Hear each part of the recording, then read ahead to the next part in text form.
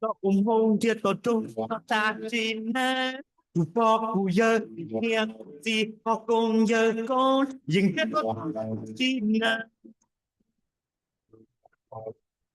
Wana shilu how she ke tu pu itu tu lo lu tu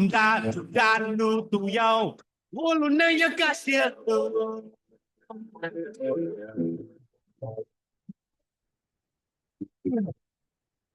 no se hai dia tu ya mo tai ôi nó chúa là cô đi cho từ trên ta mò là cô trên cho chúa cha chúa già có cô một lo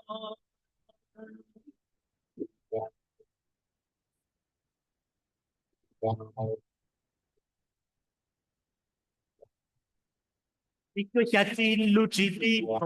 nên thọ tin nâng cha về con gà ha tin nâng của chúa tu kia cả tu kia cả ha有不多噶，我就发我把波，是贴包是多，那这多太多，我路能有把地那耶耶。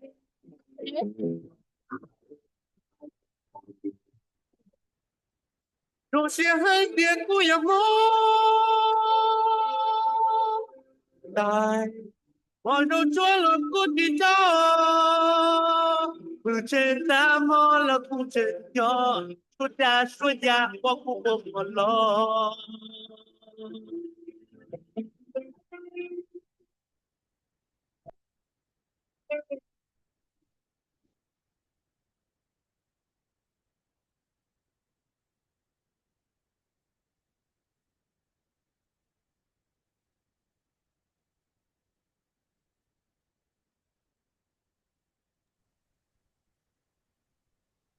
nhớ dùng ít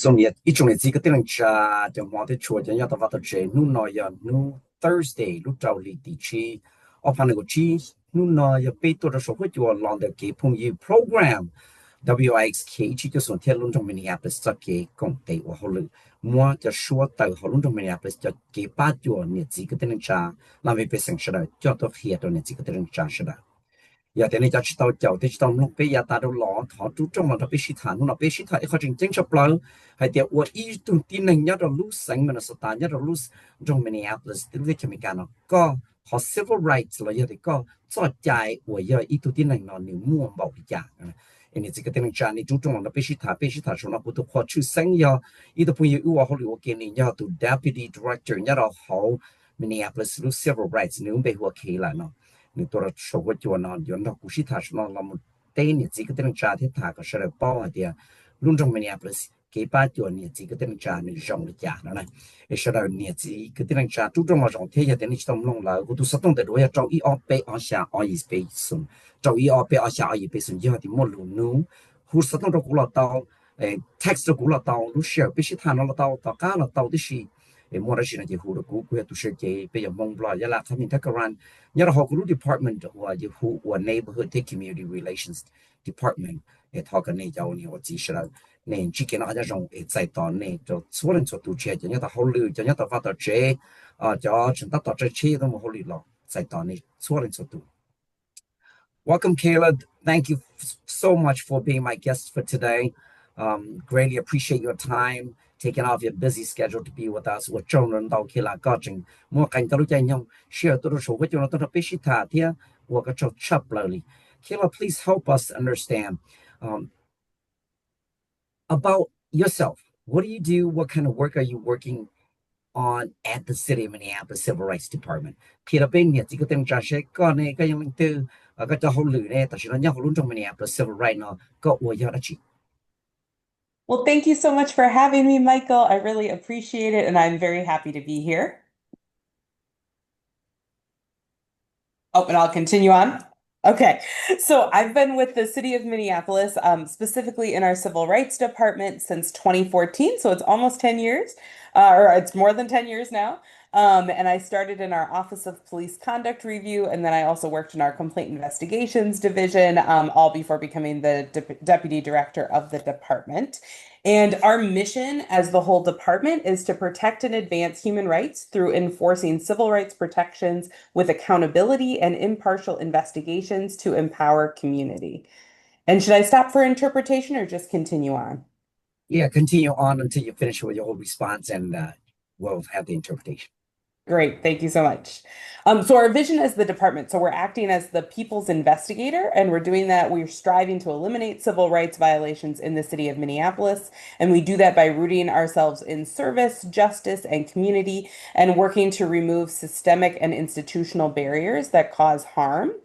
But mainly our work falls in four different areas. So we enforce our city's civil rights ordinance by investigating discrimination that can be happening throughout the city of Minneapolis. We also receive and investigate complaints of police misconduct by Minneapolis police officers.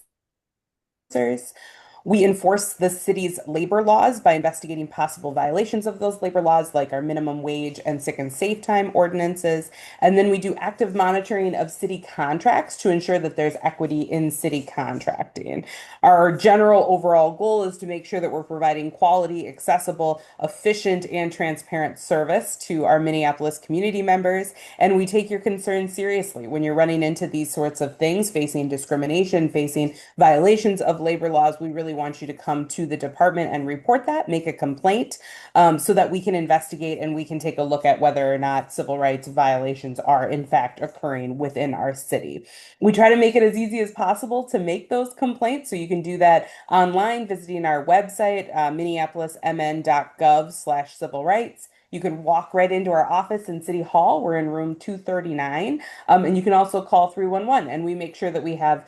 language interpretation available in any of those different areas as needed for any folks that might need that additional service. And Kayla, I believe you have a Hmong speaking staff as well, right? I do. I have, yes, there is a Hmong speaking Right. investigator that does discrimination investigations. Thank you. Thank you. 我从到买个种些，个种些多，那他种些个在到个这到我后来就路上到这里头想安排个包了，这查理搞上了，nhớ cho họ lúc civil rights department của số bên nhớ cho họ lúc không cần sắp tới của sửa cho sẽ cho tổ chức sự cho gia đình here của tàu giới thu investigator tu là một số phân thiệt cho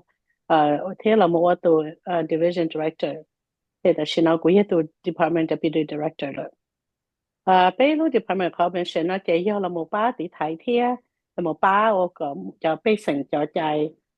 một kiện cho nhân nhớ thông là một chưa cái tạo ra cho bây sinh cho chạy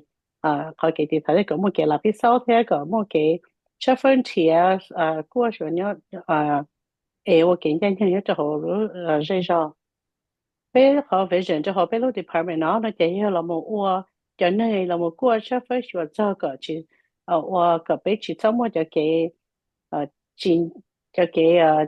就今天了么就那我走在了就那个就被省那边被省一就路上 Minneapolis bên trong được chỉ là cái ba bé mua rồi có một cái nhân nhân nhất rồi bé tôi sẽ cho theo họ lựa cho là một ba chạy cái chỉ xong một cái bị thay nó đây là một cái đầu cái chỉ dùng chỗ này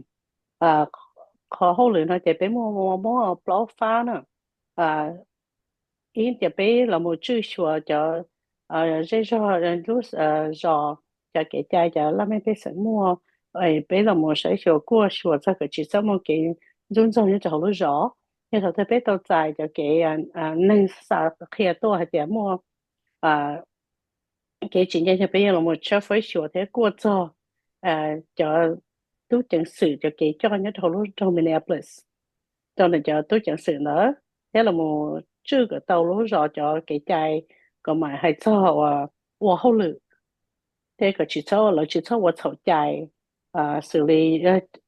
giờ tin hay mua họ save time lúc sẽ là có một cái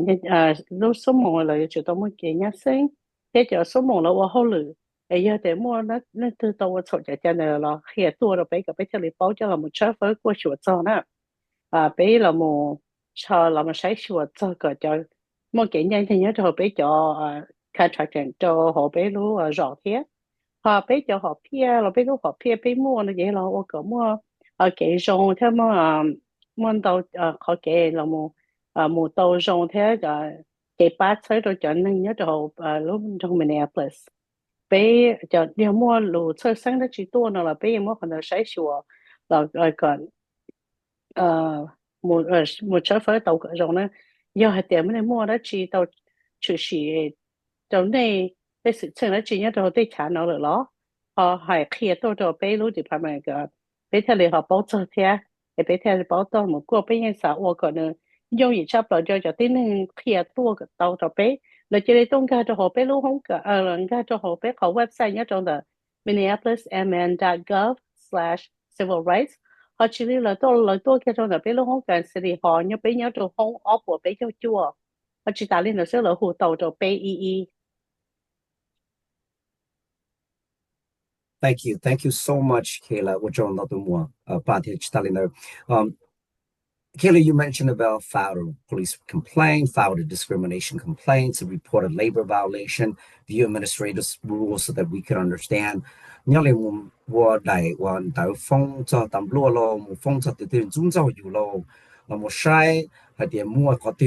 cái nhớ hậu hoặc là lúa hoặc hậu lúa là hoặc chỉ do đóอยู่lo, thế là một từ cho chạy nhớ là hậu lúa department tí xí nó, tăng ra cho nó này, và liên đó họ lưu quyến hữu tận đây nó có thì how does the complaint investigation division works? Lúc complaint investigation ba bên năng đó thì cho họ lựa nó họ kia trong nhà có thảm gì đó nên chỉ có tên trả về xem. Yeah, thanks for the question. So the Complaint Investigations Division is charged with receiving and investigating complaints of discrimination. So discrimination, just very generally, is negative treatment based on a person's protected class. And protected classes are things about your identity that you cannot or should not be asked to change. So it's things like your race, your sex or gender, a disability that you might have, your national origin, so the country that you're from, and a variety of other different protected classes. And you're protected from discrimination, or discrimination is prohibited in Minneapolis in many different areas of life. So you are protected from discrimination in employment, so where you work, where you live. So in housing, your landlord, for instance, can't discriminate against you based on those different protected classes. In public accommodations, which is any place you would go visit a store to purchase something, go to a restaurant, join a gym, anything like that, as well as public services. So you also can't be discriminated against by folks that work for the city of Minneapolis and provide city services. So we can investigate any type of discrimination that you feel like has occurred in any of those areas, as long as it happened in the city of Minneapolis and within the last year. And again, it's just something where we really want to hear from you if you feel like you're experiencing discrimination. So maybe you feel that you were,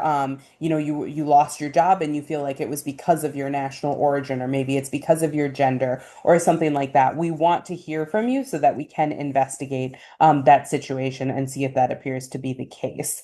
So again, I really encourage folks to come to us, make those complaints. And again, you can do that by visiting our website, by calling 311, or by coming into our office in City Hall.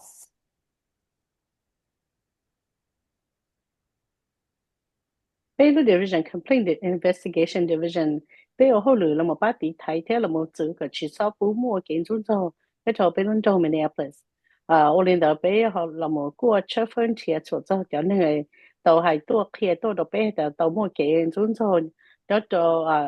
cho nên xử lý nhất rồi làm cái sản lộ là do này cho em luôn nú nọ em muốn tàu họ cái em người họ giống một phần là một trò họ cái cho nó cho被省就摘了墨，对路我去，我从摘呢，去么简单点呢，要了，我了么把它都顶头了，考了么好我，考 protected class 呢，就要处理，要还能得去咯，你要那还得谁那你不了了那只能了要那要在你让你家了。là do này bộ mua cho nên người chỉ tàu là do cái mua cái sản khá là do nhất đầu này tổ lúc đấy chờ thứ tổ là do chủ chỉ sau mua cái run dâu lại cái ô chính gian thành chỗ này vì do còn đó họ là mua hoa protected areas class là cái do ít hỏi là do chủ chỉ sau tổng cái này mua lồng này tự nhiên được hơn tự lo nè xử lý cho cái là我只来给只让cái chỗ này rồi cái chỗ này vì này cho nên hay nên tư rồi这里很有话还单而且xử lý的查后了我只来的cái chỗ này vì nên đó rồi cho va chê rồi cho nhà nó ta la rồi lá ăn hành này dùng một nó giống nó bỏ rồi tận chiếm tới rồi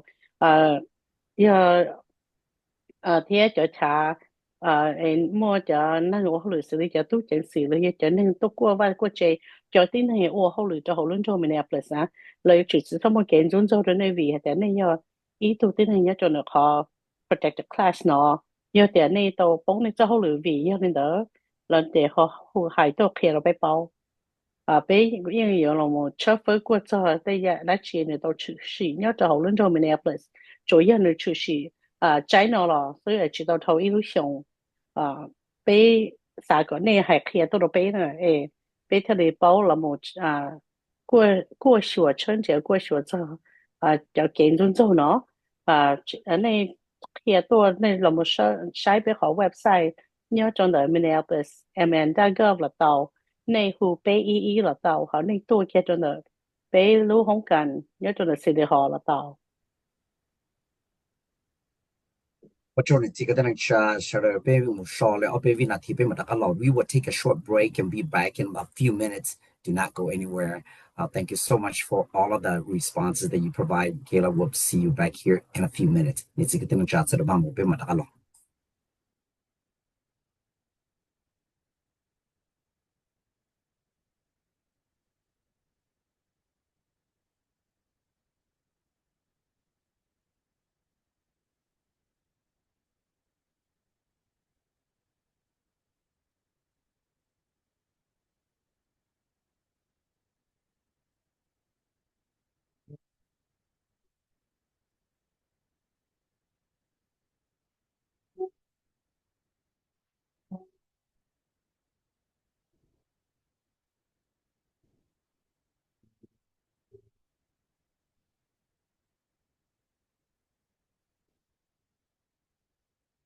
Trên gió gió lu chê mong nhỏ sâu tròn lu chê so siêu quam long nhỏ bùa rong bỏ giờ lâu lâu râu chân đơn tu chu nghĩa sơ wa trái tu chi tao ca nô sa cho mà cha wa rong xia wa lo giờ yo thông đau yo nhỏ gió nhẹ rong被我心冷点的记录xuống đi xa cho mà ô trâu cô muốn được kia giờ tiền mua ý đó giờ tiền cô tao cô sát rong ngã bỏ lúc chơi bom lông đòn giờ tiền mua ý đó giờ tiền cô tao sát rong ngã bỏ lúc chơi bom lông cánh đừng gió gió đông lông sông lông đông rèn gió gió đông gió blo trên danh nhện chỉ mua phải pha chỉ mua nắng bà bà nên chia sẻ chỉ mua để cô đa hầu lo na cha đông châu rô lô bề bự ít gian chân công tơ cha họ chủ khó cho bà u lu trên xa cho mà nhỏ lu nâng đau chân bên bên giờ tiền mua ý đó giờ tiền cút tao mua cút sát rong đá bò lúc chơi bom lông đỏ tiền mua ý đó giờ tiền cút tao mua sát rong đá bò lúc chơi bom lông ngày đi rong gì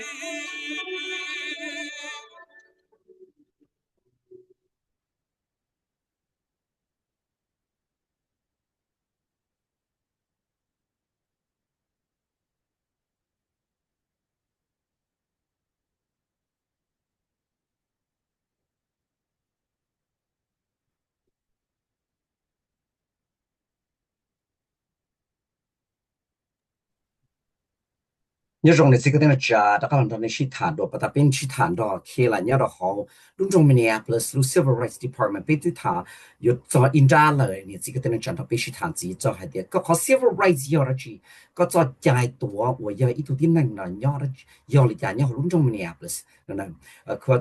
老路当地人自己个人努，给提起，到开了，if an investigation finds discrimination occurred。What courses of actions can be taken? Your idea, itu cho phơi từ một phía cho đông tới bỏ tỏ địa, và cho đông tới phong tụ năng, và chậu được cho dài, nhưng một chân tiền này, cho câu chùa, và tổng địa tỏ can để cho đông tới là bỏ tỏ địa, nhưng một chân tiền họ, và sai chỉ tàu tụ tin năng tới, thì thì phong cho đông tới nó, do dùng cái giá thọ cái thả được sự đồng luôn. Yeah, thanks for the question. So when we do a discrimination investigation, and when we make a finding that, it does appear that discrimination happened and that the civil rights ordinance was violated, what we do is what's called conciliation, which means that we're bringing the parties together, the person that filed the discrimination complaint, as well as whoever is alleged to have engaged in discrimination, and we have them attempt to reach some sort of final agreement or settlement to solve the case and to be able to move on. Usually that means maybe some sort of monetary amount to compensate the person from the discrimination that they might have occurred or have experienced. A good example would be if they were terminated from their job because of something discriminatory. What they might be asking for is, the wages they would have made if they had stayed employed. In a housing situation, it could be something like they were evicted from housing and maybe they had to stay in a hotel for a few weeks before they were able to find a different apartment to move to. They might be asking for the money they had to spend to stay in that hotel for that period of time. We're also often reaching other non-monetary outcomes too. So maybe the person wants a letter of recommendation to help them get different employment in the future, or maybe they want the workplace or the landlord to go through training to make sure that they understand, or the department also might ask that someone go through training so that they understand what the laws are in the city of Minneapolis, what's acceptable and what's not, and be able to not discriminate against individuals in the future. So it really is dependent on the case and the specific situation that someone might be experiencing and what that person needs to see in order to be made whole or to feel like they have a sufficient kind of conclusion to their experience. 我们好给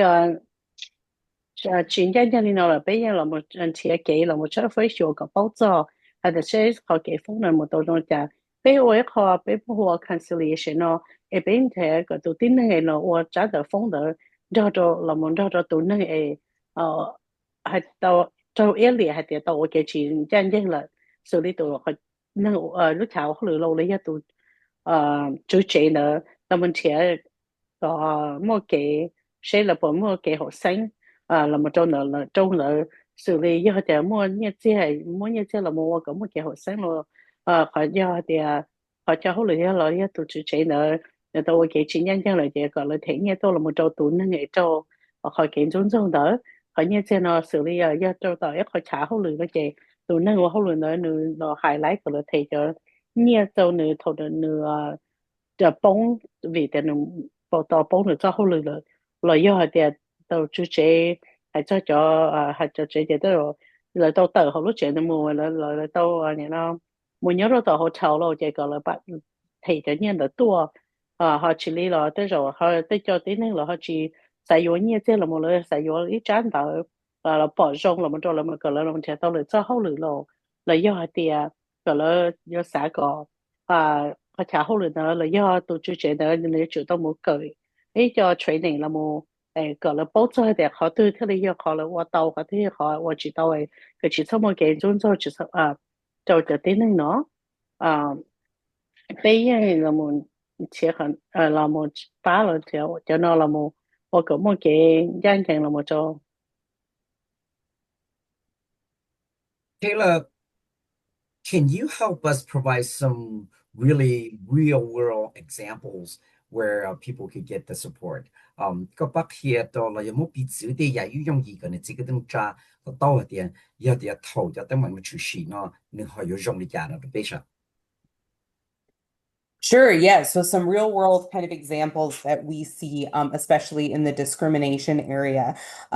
So for instance, we see situations where people are treated differently by an employer when a particular like bad situation happens. So a good example is there's some sort of physical altercation or fight that happens at work between two different coworkers. And after that fight, there's some sort of, the employer is trying to address the situation. And there's two people that were present in the fight. One person is maybe a white individual, one person is a non-white individual. And after that occurs, the non-white individual is terminated from their job, where the white individual just gets a warning. That would be an example of the employer treating those two people very differently, potentially based on their protected class, and having the non-white individual obviously have a much more severe consequence for the conduct at work than the white individual did. Another example of something we see a lot. So we have protections from discrimination for people that have a Section 8 housing choice vouchers, so that have some sort of housing subsidy that helps them pay their rent. We sometimes have landlords who say they do not rent to people that have Section 8 housing choice vouchers. That is not allowed in the city of Minneapolis. Landlords cannot say that they don't rent to people who have that type of public assistance. So that would constitute discrimination, and that certainly is something that we would investigate. Another example could just be differential treatment or different treatment by, for instance, law enforcement officers with people in a particular situation where maybe there was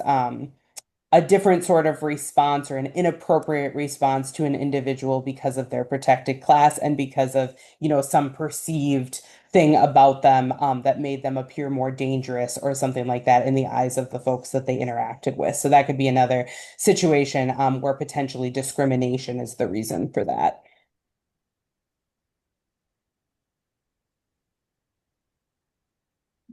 Tao cái bé mua cho có bị xử lý do để mua cái sĩ tàu nhất tao khỏi thả hậu lửa nè do ít bị xử lý do ít tu do tụi nên tới đó ít tu chi nên tới đó or cái sĩ tàu đó là thả hậu lửa để cho hậu lửa mua tụi nên chi nên tới đó để cho tới mua lửa họ nói ít họ bị một khi bỏ tàu tại tụi lửa cho chỉ cho một cái giống cho việc de tụi nên là chi nên tới đó là mua họ cái người sĩ tàu này là mỗi người cho tờ hậu lửa là chỉ còn nhiều là mỗi người sẽ cho tàu cho tàu chỉ trong chỗ người chỉ nhanh như chỗ người lợi ít ít họ nó chỉ do thì xử lý bé mua trở nên nhớ rồi tờ bé mua ít cho trẻ qua trẻ section gì nó cho trẻ section gì nó chỉ là tàu nhiên là các bạn là một ba thì là họ người trẻ mỗi cho chữ trẻ mà lỡ hay là lấy chỉ cả sáu trẻ cho nên mua cho trẻ cho section gì nó đợi nó đi nhớ cho hồn đâu Minneapolis mà bé chỉ bố ôn lên bé chỉ do thì mua ôn lên chữ xí lỡ nó chỉ hay khi tôi đâu bé theo lịch mù cho phối của chế tàu ít họ còn gì nó chỉ do họ kể lợi cho xử lý cho tốt chẳng sự lợi cho họ kể lợi cho tồn cho là họ tổ chức quyền cho nên nhất cho họ protect class là cho sợ cho đua cho lựa cho tí năng vì hay là bỏ tàu lấy là xả tàu hay cho tí năng để dù một cái họ sĩ cho là hành đua thì là ôn lên đời được ship nên là chỉ do qua sầu rất dài được thiên. So Kaela, if there is a goodwill and both people are coming together to do mediations, how do you use mediation in your work? Cho nên chỉ sử dụng的啦，我都能去使用的，你看讲，那么是他个好了，我领导呢，这个是他个好，生意好，好了哈，事务容易点。Yeah, mediation is really powerful and something that we really find to be a useful tool in our work. So we actually offer mediation in every case very early on. So when we receive a complaint and take a look at it and it looks like it is an allegation of discrimination and something that we would have jurisdiction to investigate, We draft a charge of discrimination, which is the formal document that documents the alleged discrimination. And then we schedule a mediation. We have mediators that work in the Civil Rights Department, so we do it in-house. And we bring the parties together and we try to reach some sort of resolution. That can be really helpful for a lot of ways. One, it can be really helpful when there's a continuing relationship between the person who's making the complaint and the alleged discriminator. So, for instance, if you work somewhere, you feel like you're facing discrimination and you would like that addressed, but you still work there and you'd like to continue working there, it can be a really helpful way to begin a productive dialogue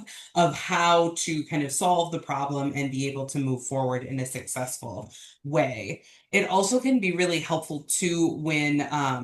something is maybe a little bit more simple or something where if the alleged discriminator, whether that's the employer or the landlord, understood what the issue was, they would be willing to address it, right? Mediation can be a really good place to get people together and just make sure it's understood on both sides what people's perspectives are, and what everyone needs to be able to move forward. It also moves it all through very quickly. We're usually mediating a case within 3 weeks or so of a complaint being submitted to our office. So that means we're getting outcomes for folks very efficiently and allowing them hopefully to then move on with the rest of their life. mediation như khó cái nửa mua hữu chỉ hay nó nửa rong là đâu bé là ba đâu cho nên nó cứ kia bé như bí khó mediation process nó sai thành đâu cho thế nên bé đầu tư cho bé ở đàn đợi phóng là một đâu tụi nên trong phóng trong ấy liền nó là nó chị bé như giờ là một bí còn ở cái nó sai tao xử lý bé bé thì nó chị bé ở mua là muốn cho tụi nên qua trang đợi phóng nó là tôi là muốn cho ấy tụi nên mediator bé giờ mua cho mediator nhớ cho họ biết lúc Civil Rights Department thì tụi nên đợi mà lấy là muốn đó là sự hại xử lý còn nói mà nếu có dùng xử lý cho nên nghề lợi chỉnh mua khó tái mình nó là thế đó chỉ mà lợi chỉnh phải mua khó cái sĩ我好了记咯，来比赛咧，我好了记咧，是可不记是做冇记到冇嚟日等啫啦。一個講呢，第一日你講我好亂啦，個嘢就佢唱好亂啦，一個就冇我幾籌轉真正呢度講咧，就是問佢以前我好亂咗，那個唱到，แต่佢นอนนี่เรา冇ป้าเดาตัวเขาตั้งแต่นั้นใช้ดูแต่冇เขา我都冇整ดู個อย่างก็จะที่เรียกว่าตัวเขาเลยนะที่เรียกจะหมดตัวเลยอย่างนั้นจะไปช่วยเทียหนึ่ง用อีเทียตัวที่หนึ่งเนาะxử理比赛里压力หนึ่งตัว我从我考研中做了是那个大概考查好เลยเลยตัว主角呢แต่เรา也ต้องการเรามันก็อย่างเรา包出แต่是可能เขา要理解ที่個เลยที่เรา包呢就ตัวไม่ดีเนาะเราไม่ป้าตัวเรา看到ที่để可能呢出席到晒，呢因我第把嘛那样北一天大家莫等到风了多了么，做了的呢出席到了我到了整个就弄了他们莫了那到么子。Kaela, can you help us understand, in addition what we're talking about, the moving a little bit shifted to wage theft and labor exploitation, how does the city of Minneapolis and other government entities works to protect people and to fight against wage theft and labor exploitation? ก็ถามมันจี的ขอให้做我做给有做家的有都看下的有都ที่นั่น我连论中 Minneapolis ที่หรือรู้我超脑主企我好หรือนะแล้วเขาปฏิไทยที่ป้า我cho nhiệt gì cái tên cha đi thái còn lỡ cho lỡ我后来cho nhiệt cho trong nhiệt lo là giờ lỡ cho và lú đào lú rồng và cứ nó cứ hậu là cho trâu mua lỡ dùa một xí bây giờ chỉ thể cho lỡ nhiệt gì cho đi cho chạy nó có thảm gì cho bên nhiệt gì cái tên cha long để họ này làm một chuột chuột đó thì họ civil right là giờ để cho họ cho chạy và 有 yên mua 有 ấy thuộc cái này là Yeah, so similar to our complaint investigations division, which does our discrimination work, we also have a labor standards enforcement division. And so what they do is enforce the city's level labor laws. So as you mentioned, there's lots of different government agencies that do work in this area, and there are labor laws at the federal level, the state level, but then we also have them at the city level. And the key protections we have here in the city of Minneapolis are one, we have the highest minimum wage in the state. We in St. Paul have the highest minimum wage in the state, which is $15.97 an hour. And so we do monitor and make sure that that is being paid out to folks in the form of if someone doesn't believe they're being paid minimum wage, they can make a complaint with our office and we'll investigate. And then if that's the case, we'll work to make sure they're paid any back wages that they should get to make sure that they were in fact being paid minimum wage. We also have sick and safe time protections, which require that employers give at least 1 hour of sick and safe time for every 30 hours that an employee works. So this is even in a situation where an employer doesn't necessarily have like a PTO plan that they provide to employees. They at least need to provide that 1 hour of sick and safe time for every 30 hours worked. And then employees can use that sick and safe time to ensure that they can take time off when they themselves are sick, to take time off to care for family members when family members are sick. And they can also use it for what we call safe time, which is if they're experiencing something like domestic violence and they need to go to maybe a court date or they need to seek other services, they can use that time to do that as well and still be paid, not lose wages when they need to take time off to do that. We also have protections against wage theft, as you mentioned. So wage theft is can kind of come about in a variety of different ways. It can be something like someone refusing to pay a last paycheck. Maybe you left employment on not the best terms with your employer and they're withholding your final paycheck. That would constitute wage theft and something that we could investigate. It can also be a failure to pay overtime. Or it could be something like requiring employees to come 30 minutes before they're actually allowed to clock in. You should be paid for any time you have to be at work, right? So you need to be paid even for that additional 30 minutes. So with all of those types of situations, again, we want you to make a complaint with the Civil Rights Department. And again, you can do that on our website. You can call 311. You can come into our office in room 239 in City Hall in downtown Minneapolis, and let us know that that's happening. And we'll do an investigation and we'll attempt to make things right if that is something that you're experiencing.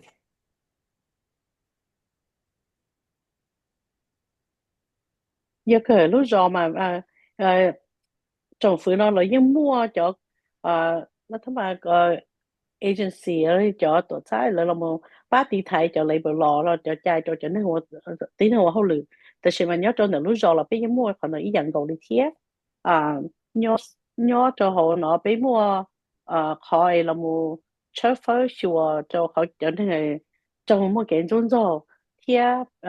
họ bây lúc thì phải là một ba chùa đó họ cái nên họ lử nó chỉ là họ Labor Standards Enforcement Division nó ấy là một chơi phơi của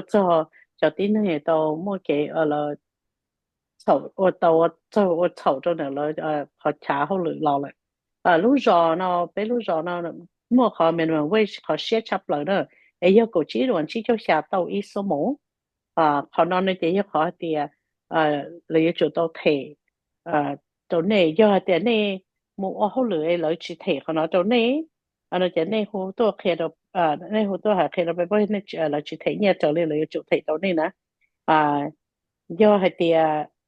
này họ lựa bây giờ số mộng từ này chủ tàu mua ít số mộng ấy là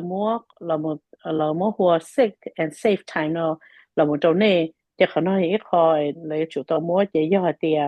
này chỉ mua nhà nó có là hoa PTO là một bạn đó còn đó là do chỗ này mua khả năng nó chỉ khả năng doแต่này mua mò là nên mua lúc xí lúc khả năng là tàuแต่do này là một nên mỗi thứ tin nhớ hôm nay chuyện này mua này chủ tàu là mua spa sai sửa tu là nên mua khởi số một nó là tàu họ save time nó thì họ để họ sử dụng nhớ sáng nó ấy thì vì sao nên mua cái trong chỉ sợ nhất hôm nay chạy tu này tin năng lộ nó chỉ này xí ấy này chủ này phải nhớ một trong là sản nô lên một chế lực họ cái phá chỗ đó chí ấy này tổng cần một nó chỉ này xí cho số một nó là một chỗ tên đó là tàu ấy có này chữ ต่อเธอเขาเลยจะที่เนี่ยตัวนี้เท่านี้ต่อมูลต่อเตะเขาเลยเนาะเทียอีกคนจะเขา wage staff เดี๋ยวนี้ก็ให้ว่าxử理ที่จะนั่นแล้วว่าเขาเลยแล้วต่อแล้วเจ้าเขาเลยแล้วเราเขาจะเขาเลยเราจะการที่เราได้ใช้เคยตัวเราเคลียร์ตัวเราไปยังมูชอเฟอร์กลัวเจ้าคนเราแต่มาเลเซียใช่เราจะตัวเราจะตัว这里了也叫能哎了，我后来 overtime，好知道你overtime 咯，了要叫能我后来哎咯可不能还点了也知道冇被叫那提问题，就是嘛好知道不了呢，大件知道不了到冇到还点了多后来贴，等到这些我吵ใจจะใจ我后来呢，太多贴个背包多就好ไปขอเว็บไซต์ là do một khu đó bé ý họ chỉ là tôi cho tờ không ở bộ bé cho nhớ cho tờ city hall. Thank you so much, Kaela, for taking time off your busy schedule. Do you have anything else that you would like to add before I let you go? I know you got 5 minutes, so what you should like, Kaela, for chole yaka 3 วัน do one day ku chaka mutia. I just want to reiterate that we want to hear from you if you're experiencing these things in your life, and we want to be a resource for the community. And we'll make sure that there really are the language resources available so that you can participate in our process in the language you're most comfortable communicating in. I also wanted to encourage anyone who wants to learn more or wants to be involved in the work of the Civil Rights Department. You can certainly visit our website, which is minneapolismn.gov/civil-rights. You can also follow us on social media. We're on Facebook and Instagram at MPLS Civil Rights. And also you can come join us at different community events and you can meet some of the staff that work in the Civil Rights Department. So we are going to be at the Juneteenth event, which is going to be on Saturday, the 14th. We're also going to be at the Pride celebration as well as Somali Independence Day. And I'm super excited about the Hmong International Freedom Festival. So please keep an eye out for the Civil Rights Department and our staff. Come say hi, talk to us. We're happy to provide more information. And another great way to get involved is to apply to be on the different boards and commissions that work with our department. So we have a Civil Rights Commission, a Community Commission on Police Oversight, and a Workplace Advisory Committee. So keep an eye out for when applications are open for those different positions. And also you can always attend the public meetings that those groups have to know more about what's happening day to day. But we want to hear from you. We want to see you. We want to be a resource to you. And thank you so much to Michael and everyone at this station for having me today. Thank you, Kaela. Greatly appreciate it. Feel free to log off. I know you got to run and Pa could do that interpretation. Thank you so much. Go ahead, Sister Pa. 我就被啥拿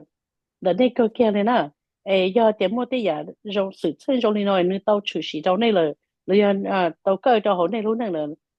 họ hay kia tao được bay báo bây mua cho nên on đầu họ luôn thế hai tao đầu họ luôn là một bát tao đó này thế giờ này sẽ cỡ báo chân gì rồi muốn cái cho họ biết họ website Minneapolis mn.gov/civil rights thế chỉ ta lên đó là mới bé mua Facebook thế bé mua Instagram thế còn nói chỉ cho Minneapolis Civil Rights thế bé trong xe giờ bé chỉ tôi nhớ cho tàu trung chất nhớ giờ chủ sĩ giờ cái trong xe nhớ trong nó sẽ để lúc vấn đề có plau chỉ ta lên đó trong xe tại tôi chỉ nên cho tàu Pride thế tàu họ Somali Independence Day thế cho tàu họ mong họ dân bản thế mong họ Freedom Festival với họ mong họ chân dân bản bây giờ mua đâu chợ nơi là do thế này xã là một cùng họ bố là một còn là thế này bố kia là một cùng đó là bây mua chợ Civil Rights giờ còn cho khoản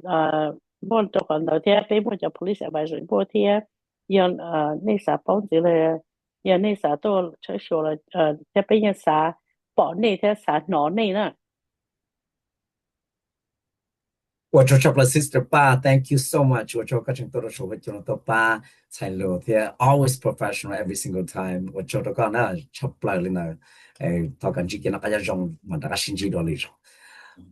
Nhà chỉ có tên là cha lũ chập tờ sẽ sẽ biết chúa bởi vì là thị trường rộng chữ y là thị gì sự khi họ chân chính chập là ta xin nhau nó nhau lúc đi chơi Canada nếu mua wildfire là giờ thì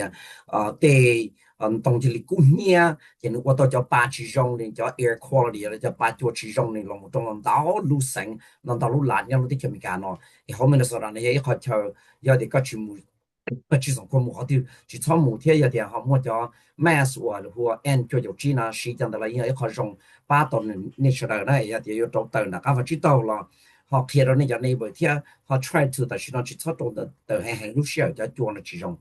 好了就才到了点，跟其实的这个呢，好像用。诶，北嘛，大家甚至都来那里绕，我找到那家朋友说到，你弄脚背的，叫人弄中面不是，跟这个呢，好像用马甚至呢，都来那里绕，古没和买过也成呀。稍等一周一二八二下二二八送周一二八二下二二八送我好里亚隆中面呀，不是路条我好里我 neighborhood and community relations department 星期多，那种的是的。